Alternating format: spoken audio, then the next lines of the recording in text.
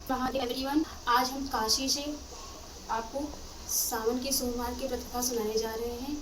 अच्छा लगे तो लाइक शेयर सब्सक्राइब करें। धन्यवाद। सोमवार व्रत था। एक साहूकार बहुत ही धनवान था। उसको धन आदि में किसी प्रकार की कोई कमी नहीं थी, परंतु पुत्र न होने के कारण वह अत्यंत दुखी था। वह इस चिंता में रात दिन रहता था और भजन किया करता था। सायंकाल को शिव जी के मंदिर में जाकर दीपक जलाया करता था।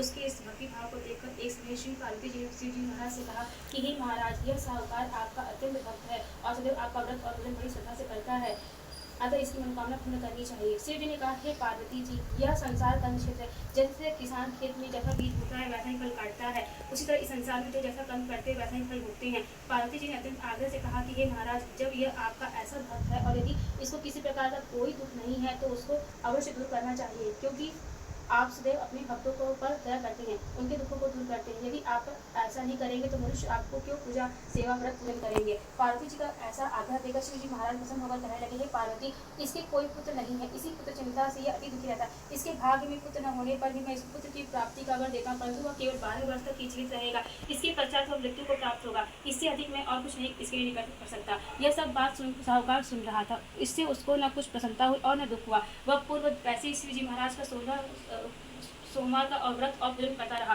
कुछ काल व्यतीत हो जाने पर साहूकार की स्त्री गर्भवती हुई और 10वें महीने में उसे गर्भ से अति सुंदर पुत्र की प्राप्ति हुई। साहूकार के घर में बहुत खुशी मनाई गई, परंतु साहूकार ने उसकी केवल 12 वर्ष की आयु जान कोई अधिक प्रसन्नता प्रकट नहीं की और न किसी को भेद बताया। जब वह 11 साल का हो गया तो उस बालक की माता ने उसके पिता से उसके विवाह के लिए कहा, परंतु वह साहूकार कहने लगा कि मैं अभी इसका विवाह नहीं करूंगा, काशी जी पढ़ने के लिए भेजूंगा। फिर उस साहूकार ने अपने सारे अर्थात बालक की मामा को बुलाकर उसको बहुत सा धन देकर कहा, तुम इस बालक को काशी जी पढ़ने के लिए ले जाओ और रास्ते में जिस जगह भी जाओ वहाँ यज्ञ करते, दान देते तथा ब्राह्मणों को भोजन कराते हुए जाओ। इस प्रकार वह दोनों मामा भांजे सब जगह यज्ञ करते और ब्राह्मणों को भोजन कराते जा रहे थे। रास्ते में उनको एक शहर पड़ा।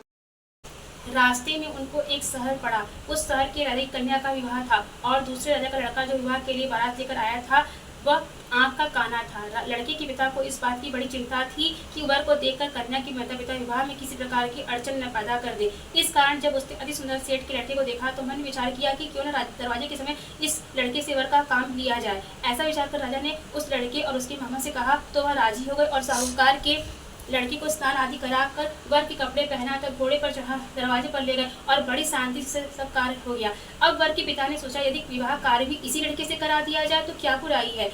ऐसा विचार कर उसके मामा से कहा, यदि आप फेरों और कन्यादान का काम करा दे तो बड़ी कृपा होगी और हम इसके बदले में हम बहुत कुछ धन देंगे। उन्होंने स्वीकार कर लिया और विवाह कार्य बहुत अच्छी तरह से हो गया। परंतु जिस समय लड़का जाने लगा और तो राजकुमारी की जी की चुंदरी के पल्ले पर लिख दिया कि तेरा विवाह तो मेरे साथ हुआ, परंतु जिस राजकुमार के साथ तुमको भेजेंगे वह एक आंख का काना है और मैं तो काशी जी पढ़ने जा रहा हूँ। उस राजकुमारी ने जब इस चुंदरी पर ऐसा लिखा पाया तो उसने राजकुमार के साथ जाने से इनकार कर दिया और कहा कि यह मेरा पति नहीं है, मेरा विवाह इसके साथ नहीं हुआ, वह तो काशी जी पढ़ने गया है। कुमारी के माता पिता ने अपनी कन्या को विदा नहीं किया और बारात वापस चली गई। उधर सेठ का लड़का और उसका मामा काशी पहुंच गए। वहां जाकर उन्होंने एक कन्या और लड़के ने पढ़ना शुरू कर दिया। जब लड़की की आयु 12 साल की हो गई तब एक दिन उन्होंने यह रखा था कि उस लड़के ने अपने मामा से कहा, मामा जी आप आज मेरी तबीयत कुछ ठीक नहीं है। मामा ने कहा कि अंदर जाकर सो जाओ। लड़का अंदर जाकर सो गया और थोड़ी देर में उसके प्राण निकल गए। जब मामा ने आकर देखा तो वो मुर्दा पड़ा है और तो उसको बड़ा दुख हुआ तो और उसे सोचा कि यदि मैं अभी रोना पीटना मचा दूंगा तो ये कार्य अधूरा रह जाएगा। अतः उसने जल्दी से यज्ञ का